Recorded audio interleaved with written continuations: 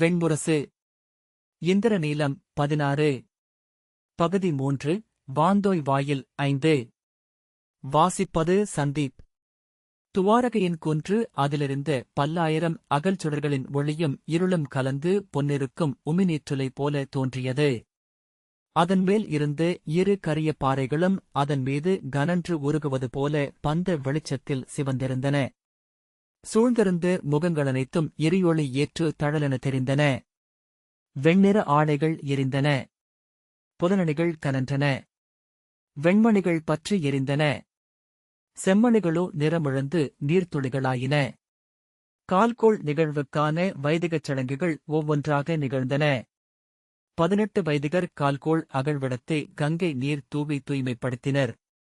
வேள்விச்சாம்பலையும் அவிமிச்சத்தையும் அதனுள் இட்டு அரிமலர் தூவி வணங்கினர். கங்கை நீர் நிறைக்கப்பட்டு 3 பொற்குடங்கள் குழிக்குள் இடப்பட்டன. வேதநாதம் பாறைமேல் அரைந்து பின்வாங்கும் அலைகளைப் போல திருஷ்டப்பு சந்தத்தில் எழுந்து கொண்டிருக்க சூழ்ந்தவர்கள் கூப்பிய கரங்களுடன் நின்றனர். வைதிகர் வினை முடித்து முரசு ஒலிக்க வணங்கி பின்னகர்ந்த போது குலச்சடங்குகள் தொடங்கின. யாதவர்களின் அனைத்து குலங்களில் இருந்தும் முதுபூசகர் தங்கள் குலச்சின்னம் பொறிக்கப்பட்ட தலைப்பாகைகளுடனும் வளைத்தடிகளுடனும் வண்ண ஆடைகள் அணிந்து வந்து கால்கோள் அகழ்வை சூழ்ந்து நின்றனர். அவர்களின் குலமுறைமையும் மூப்பிழமை முறைமையும் பேணப்பட்டது.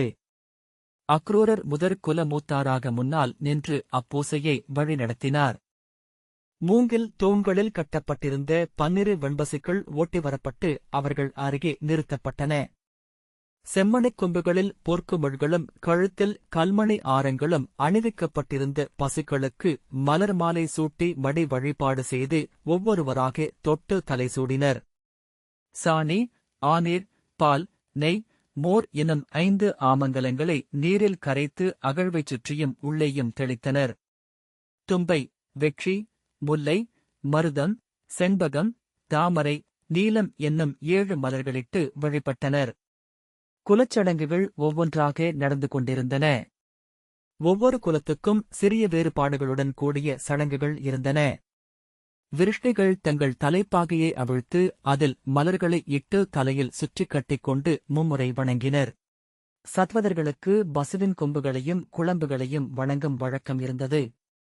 குக்குரர் குலத்தில் அக்குலத்து மூதாதை ஒரு கொம்பை மும்முறை ஊதியபடி வடக்கு நோக்கி வேப்பிலை கொத்துக்களை விட்டெறிந்து வாழ்த்தும் சடங்கு இருந்தது. சித்திரமென விழிவெறிக்க அரசர்களும் குலமூத்தாரும் இளவரசர்களும் அரசிகளும் இளமகள்களும் நோக்கி அமர்ந்திருந்தனர். சடங்குகள் நீடிக்க மெல்ல அவர்களின் உடல்கள் தொய்ந்து இயல்பாக இருக்கைகளில் படிந்தன. ஒருவருக்கொருவர் மிக மெல்லிய குரல்களிலும் கையசைவுகளிலும் பேசிக் கொண்டார்கள். அரசமேடையின் முகப்பிலேயே பாமாவுக்காக பெரிய வெள்ளை பீடம் ஒன்று போடப்பட்டிருந்தது. அவள் மேடைக்கு வந்ததும் வீரர்கள் பணிந்து அழைத்துச் சென்றதும் அரண்மனைச் சேடி அவளுக்கு அகம்படி செய்ததும் அவளுடைய இடமென்ன என்று தெளிவாகவே காட்டியது. அங்கிருந்த அத்தனை வழிகளிலும் அவர்கள் துவாரகையின் மணத்தூதை அறிந்திருந்தது தெரிந்தது. பெண்களும் கூட அதை ஏற்றுக்கொண்டு விட்டிருப்பதும் தெரிந்தது. பாமா மலர்கிளையில் அமரும் சிட்டு போல மிக இயல்பாக வந்து பீடத்தின் மேல் ஆடை நீவி மடித்து மேலாடை சீரமைத்துக் கொண்டு அமர்ந்தாள். கூந்தலை மகதி சீரமைக்க கீழாடையின் மடிப்பை ராகினி ஒழுங்கமைக்க அவள் எப்போதும் அங்கே ஆட்சி செய்பவளென தோன்றினாள். எவரையும் நோக்காமல் நிமிர்ந்த தலையுடன் கைகளை 2 கைப்பீடங்கள் மேல் வைத்து முதுகை சாய்க்காமல் அமர்ந்தாள். நிகழ்ச்சி முழுக்க அப்படியே அமர்ந்திருந்தாள்.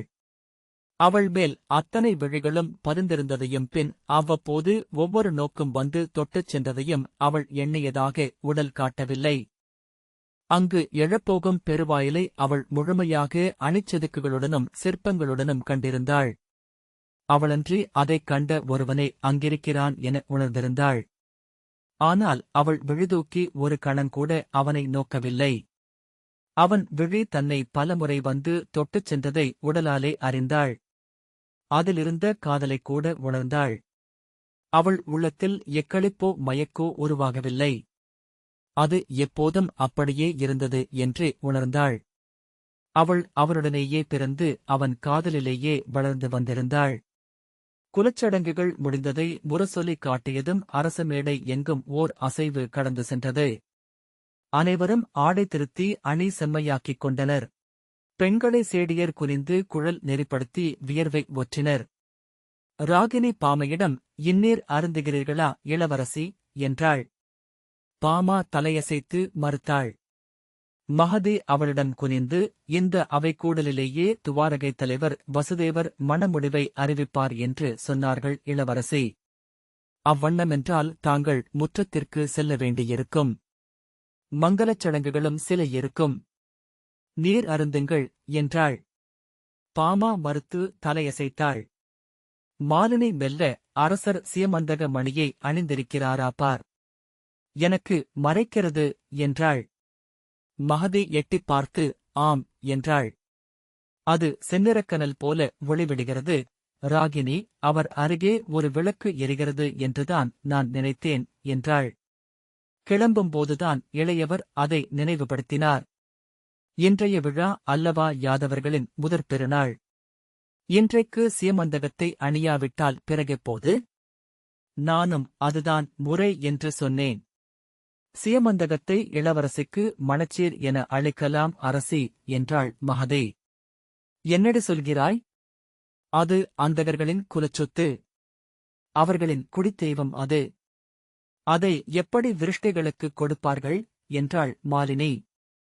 "அப்படியென்றால் இங்கே அணிந்து வந்திருக்கக் கூடாது. அத்தனை யாதவரும் அந்த மணியால் அமைதியிழந்திருக்கிறார்கள். இங்கே இளைய யாதவரை முழுமுதல் தலைவராக ஏற்றிருக்கிறார்கள். அரியதெல்லாம் அரசனுக்குரியது என்பதே நெறி. அந்த மணியை இளைய யாதவர் வைத்திருந்தால் அனைவரும் ஏற்பர். இல்லையேல் அதற்காகவே பூசல் நிகழலாம்" என்றாள் மகதி.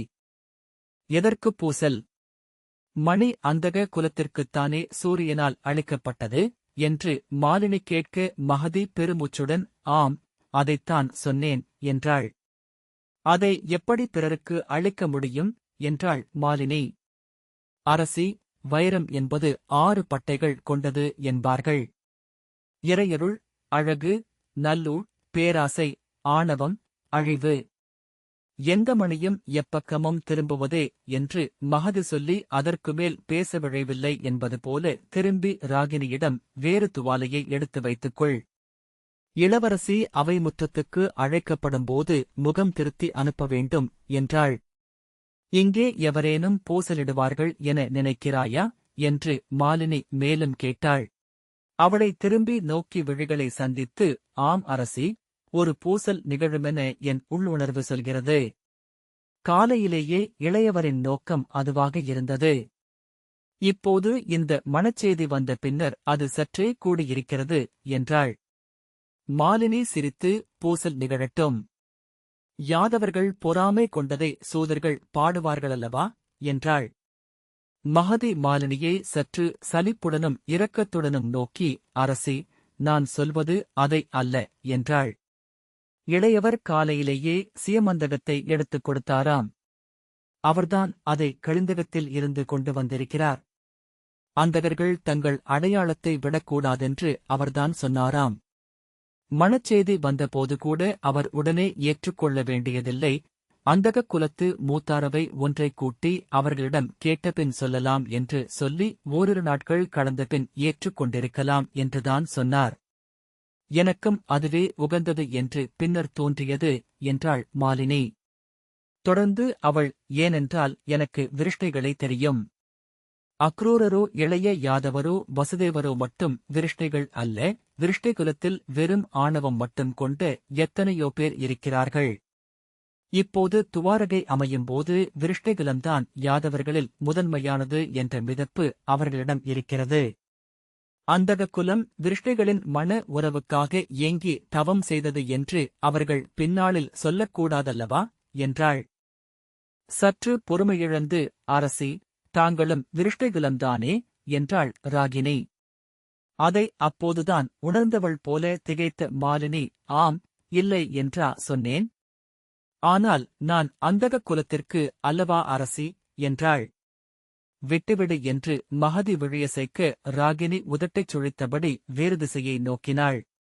"அந்தகர்களிடம் சியமந்தகம் இருப்பது அவர்களை ஒருபடி மேலாக காட்டும் என்றுதான் எனக்குப் படுகிறது" என்றாள் மாலினி. எவரும் ஒன்றும் சொல்லாததை உணர்ந்து, சியமந்தகம் எளிய வைரம் அல்ல, அது முதுமூதாதை வீரசேனருக்கு சூரியனை அளித்தது அல்லவா என்றாள். அக்ரூரர் எழுந்து கைகளை தூக்கியதும் அவையில் இருந்த ஓசைகள் அவிழ்ந்தன. முரசு மும்முறை அதிர்ந்து அமைய சங்கு எழுந்து ஓய்ந்தது. அக்ரூரர் அவையீரே, கால்கோள் சடங்கின் முடிவாக இப்போது வஞ்சினம் என்னும் சடங்கு. நமது நிலங்களின் மண்கலந்த அரிமலர்குவையை கால்கோள் அகழ்வில் இட்டு மூடியதும் இங்கு வந்துள்ள யாதவ அரசரும் குடிமூத்தாரும் இந்தப் பெருவாயிலுக்கு முன்வந்து தங்கள் வாளை உருவி இதன் முன் தாழ்த்தி தங்கள் முழுதளிப்பை அறிவிக்க வேண்டும்.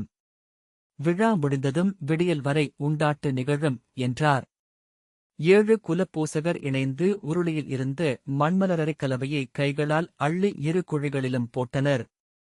மங்கல இசை எழுந்து சூழ குரவையொலிகள் இணைந்து கொண்டன. உருளியில் சிறிது எஞ்சிய மண்ணை குலப்பூசகர் தங்கள் சென்னியில் சூடிக்கொண்டனர். அவர்கள் வணங்கி பின்னகர்ந்ததும் கூடி நின்றவர்களில் ஒரு முதியவர் தெய்வம் எழுந்தது போல கைகளை விரித்தபடி முன்னால் வந்து, வாழ்க பெருவாயில், வாழ்க யாதவ பெருங்குலம், வாழ்க பாரத வருஷம் என்று கூவினார். கூட்டம் அதை ஏற்று வாழ்த்தொலி எழுப்பியது. அறம் வளர்க, வெற்றி சூழ்க, ஆழியும் சங்கம் அகிலமாழ்க என்று அவர் கூவியதை ஏற்று வீரர்கள் கூவினர். அக்ரூரர் கைகாட்ட யாதவப் பெருங்கொடிகளின் மூத்தவர் ஒவ்வொருவராக வந்து பெருவாயிலின் அகழ்வை வணங்கி வாளை உருவித் தாழ்த்தி வஞ்சினம் உரைத்து மீண்டனர். என் உயிரும் என் சொல்லும் என் கொடியும் என் குலமும் முழுதளிக்கப்படுகிறது. இப்பெருவாயில் என் தெய்வமாகிறது.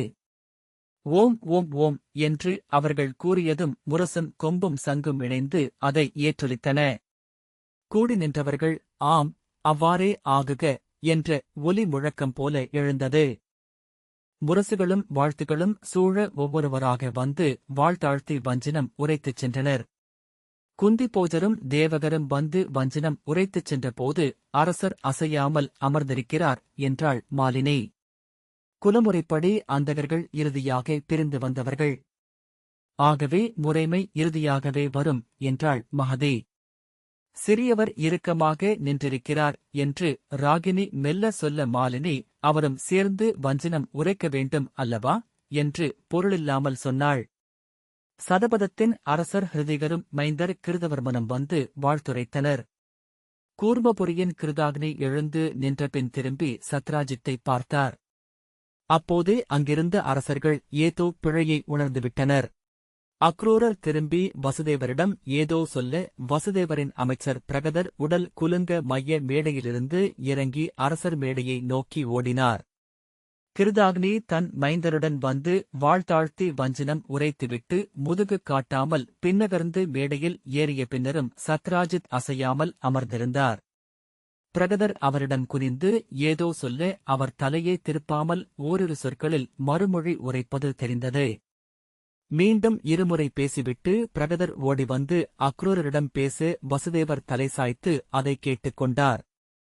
பலராமர் எழுந்து வந்து இடையில் கையை வைத்து நின்று என்ன என்ன என்று வினவுவது அனைவருக்கும் கேட்டது. அங்கு நிகழ்வது எதையுமே அறியாதவன் போலிருந்தான் கிருஷ்ணன். பாமா அங்கே இல்லாதவள் போலிருந்தாள். கூட்டம் முழுக்க அமைதி பரவியது. அனைவர் விழிகளும் சத்ராஜித் மேல் பதிந்திருக்க பந்தத் தழல்கள் ஆடும் ஒலியையே கேட்க முடியுமென்று தோன்றியது. அக்ரூரர் கூட்டத்தை பதற்றத்துடன் நோக்கிவிட்டு அவரே இறங்கிச் சென்று அரச மேடையேறி குனிந்து சத்ராஜித்திடம் பேசினார். அவர்கள் பேசுவதை பல்லாயிரம் விழிகள் நோக்கி நின்றன. அந்தப் பேச்சுக்கும் தனக்கும் தொடர்பில்லை என்பது போல பிரசேனர் விரைப்புடன் வேறெங்கோ நோக்கி நின்றார். சத்ராஜித்தின் உடலசைவுகளில் அக்கூட்டத்தை எரிச்சல்படுத்திய ஒன்று இருந்தது. எவரோ எங்கோ ஏதோ சொல்ல கூட்டம் சினம் கொண்ட பெருமிருகம் போல மெல்ல உருமலோசை எழுப்பியது. அக்ரூரர் திரும்பி பிரசேனரிடம் பேச அவர் மிகுந்த பணிவுடன் உடல் குழைத்து தன் தமையனை சுட்டிக்காட்டி ஏதோ சொன்னார். பலராமர் சினத்துடன் திரும்பி உரத்த குரலில் என்ன அங்கே? என்ன சொல்கிறார்கள் அக்ரூரரே? அவர்களுக்கு ஏதேனும் சொல்வதற்கிருந்தால் எழுந்து சொல்லட்டும் என்றார். அக்ரூரர் இல்லை, நான் பேசிக் கொண்டிருக்கிறேன் என்றார். என்ன பேச்சு? அத்தனை யாதவர்களும் செய்வதை இவர்கள் ஏன் செய்யக்கூடாது என்றார். பிரசேனர், அத்தனை யாதவர்களும் நாங்களும் நிகரல்ல, எங்களுக்கு தனி முறைமைகள் உள்ளன என்றார். என்ன முறைமைகள்? அதை சொல்லுங்கள் என்று பலராமர் கூவ பிரசேனர், மூத்தவரே, நீங்களே அதை அவை முன் சொல்லுங்கள் என்றார். சத்ராஜித் ஒரு கணம் தயங்கிய பின் தொடையில் கையூன்றி எழுந்து கைகூப்பி நின்றார்.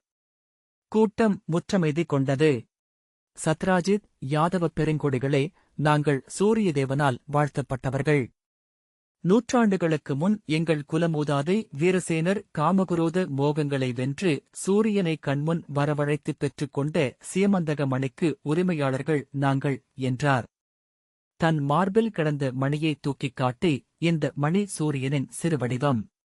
இதை அணிந்திருப்பவன் சூரியனேதான் என்கின்றனர்.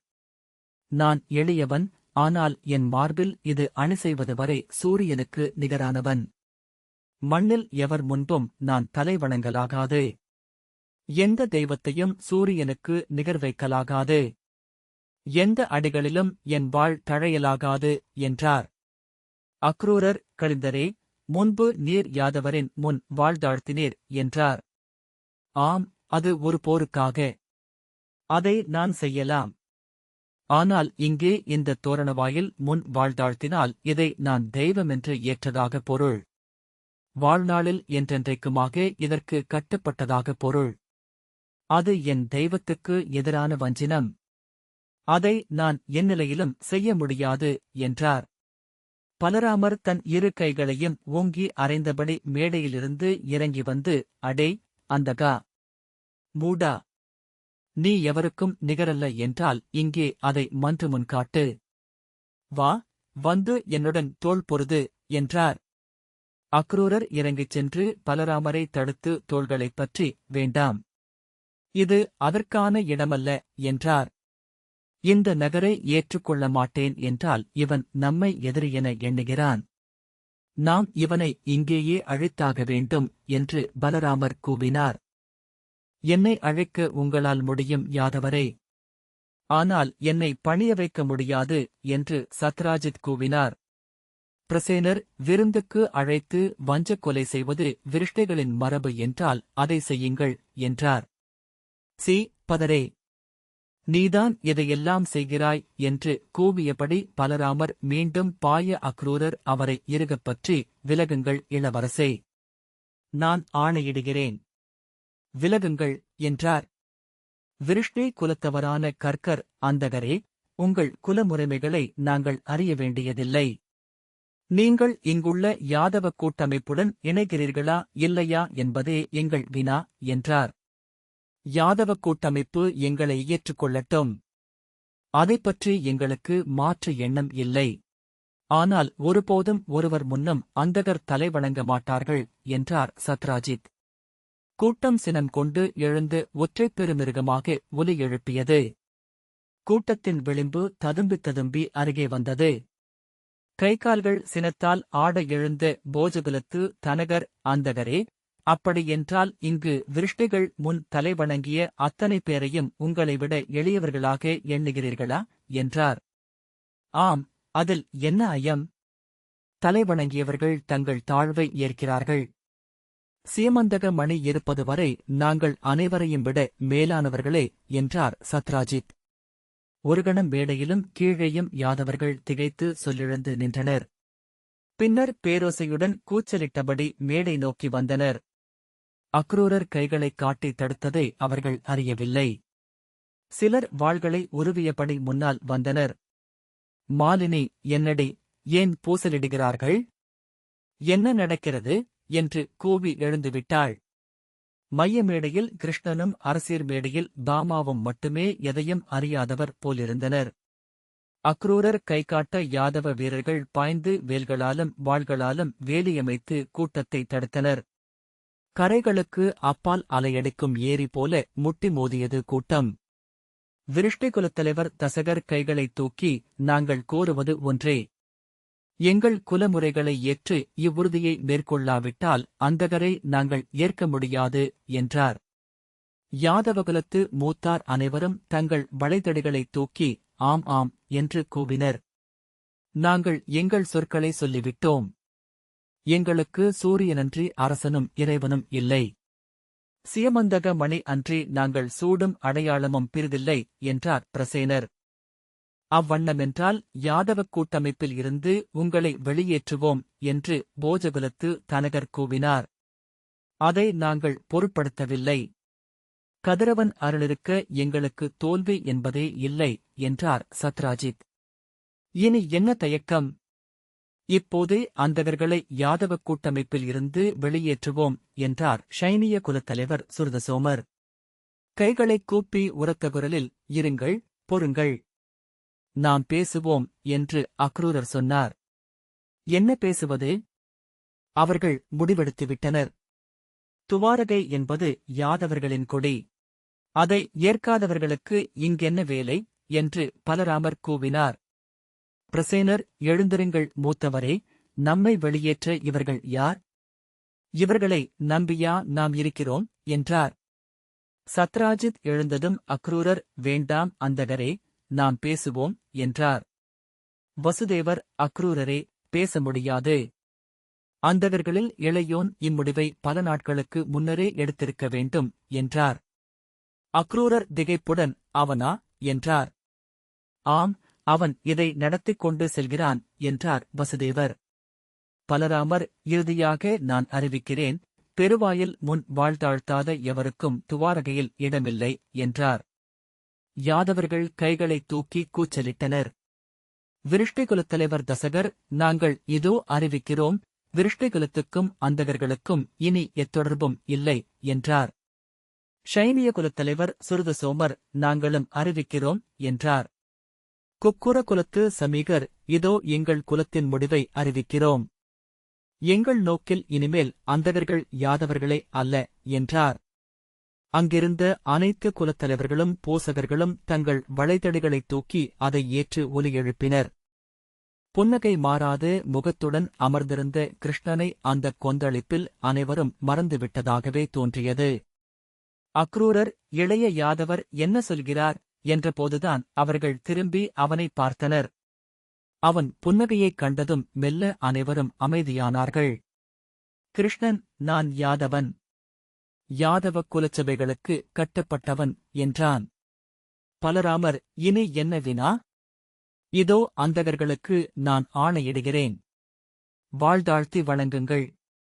அரியதெல்லாம் அரசனுக்குரியது என்பதனால் சீமந்தக மணியை உடனே துவாரகையின் கருவூலத்திற்கு அழியுங்கள்.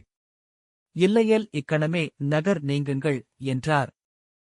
சத்ராஜித் எழுந்ததும் பலராமர், ஆனால் ஒன்றை நினைவில் கொள்ளுங்கள், எங்கள் நண்பர்கள் அல்லாதவர்கள் எதிரிகளே. எதிரியை வேருடன் அழிப்பதே துவாரகையின் கொள்கை என்றார். பிரசேனர், அஞ்சி அமைவது அந்தகர் வழக்கம் அல்ல, விருஷ்டை குலத்தவரே என்றார். திரும்பி, செல்வோம் மூத்தவரே என்றபடி படிகளில் இறங்கினார். மாலினி, என்ன செய்கிறார்கள்? ஏன் செல்கிறார்கள் என்றாள். நாம் பேரவையில் இருந்து வெளியேறுகிறோம் அரசி. கிளம்புங்கள் என்று சொல்லி அவள் ஆடையை அள்ளி தோளிலிட்டாள் மகதி. ஏன்? எதற்காக நாம் வெளியேற வேண்டும்? என் மகள் அல்லவா யாதவர்களின் அரசி என்றாள் மாலினி. சத்ராஜித் மேடையை விட்டு இறங்கியதும் அக்ரூரர் திரும்பி உரக்க, ஹரிணபதத்தின் இளவரசி, தங்களை தன் மணமகளாக இளைய யாதவர் ஏற்றிருக்கிறார். மலர் கொண்டு வந்து முறை பேசிவிட்டிருக்கிறோம். தாங்கள் அவரை உளமாற ஏற்றிருந்தால் தாங்கள் தந்தையுடன் செல்ல வேண்டியதில்லை. துவாரகையின் பேரரசியாக இங்கே இருக்கலாம். அரசகுல முறைப்படி அது சுயம்பரமென்றே கொள்ளப்படும். வைதிகர் வாழ்த்துவர் என்றார். விருஷ்டிகுலத்து தசகர், யாதவ பெண்ணுக்கு விரும்பியவனை ஏற்க முற்றுரிமை உள்ளது இளவரசி என்றார். பாமா தலையை நிமிர்த்தி விழிகள் தொலைவை நோக்க அசைவற்று அமர்ந்திருந்தாள். மகதி, நீ வரவேண்டியதில்லை இளவரசி என்றாள். ஆம், இது உங்கள் நகரம் இளவரசி என்றாள் ராகினி. மாலினி, ஆம் பாமா, நீ வந்தால் மீண்டும் இந்நகருக்கு வரவே முடியாது. அந்தகக் குலம் உன்னை இளைய யாதவர் கொள்வதையும் ஏற்காது. இங்கேயே இருந்துவிடடி என்றாள். அப்பால் மொத்தக் கூட்டமும் பாமாவை நோக்கி நின்றிருந்தது. கீழிறங்கிய சத்ராஜித் இடையில் இருந்த வாளில் கையை வைத்தபடி நோக்கி நின்றார். அருகே பிரசேனர் மீசையை நீவியபடி நின்றார். பாமா மெல்லிய குரலில் ராகினி என அழைத்தாள். என் சொற்களை உரக்க அவை முன் சொல். என் தந்தைக்குரியவள் நான். கன்யாசுல்கம் அளித்து கன்யாதானமாக என்னை பெற்றால் மட்டுமே நான் இளைய யாதவருக்குரியவள் ஆவேன். இதுநாள் வரை என்னை வளர்த்த என் தந்தையையும் குலத்தையும் உதறி வர என்னால் முடியாது. ராகினி இளவரசி என்றாள். ஆனால் இப்பிறவியில் இனி ஒரு காலடியை நான் விழிகளால் நோக்க மாட்டேன். அதையும் இந்த அவையிலேயே சொல்லிவிடு என்றபின் பாமா எழுந்து கொண்டாள். ராகினி உரக்க அதை கூவிச் சொன்னதும் பாமா கைகூப்பினாள். அசைவற்று ஒலியற்று நின்ற கூட்டம் வெடித்தெழுந்தது போல யாதவப் பேரரசி வாழ்க என்று குரல் எழுப்பியது. பாமா கைகூப்பி அனைவரையும் வணங்கிய பின் தன் குழலை சீராக எடுத்து பின்னால் இட்டு ஆணைமடிப்புகளை ஒழுங்கமைத்து மெல்ல காலடி எடுத்து வைத்து திரும்பிச் சென்றாள். இந்த வாசிப்பை கேட்டதற்கு நன்றி.